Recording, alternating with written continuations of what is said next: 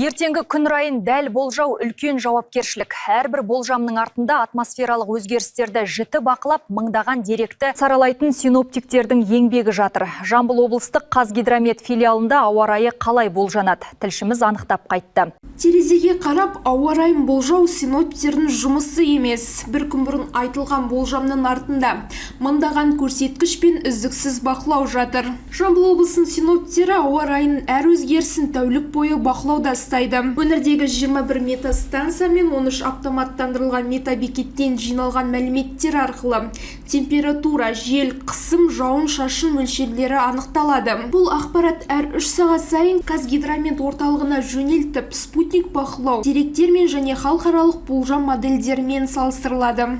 Второе, также в практику работы синоптиков Синоптиктер ауа райын болжауда Қазгидрометтің сандық модельдерін, әлемдік болжау платформаларының деректерін, сондай-ақ Өзбекстан мен Ресейден келетін болжамдық карталарды пайдаланады. Сонымен қатар жер серіктік бақылау, аэрологиялық зондтау және синоптикалық карталарға сүйене отырып, ауа райына жан-жақты талдау жасап, нақты болжам әзірлейді.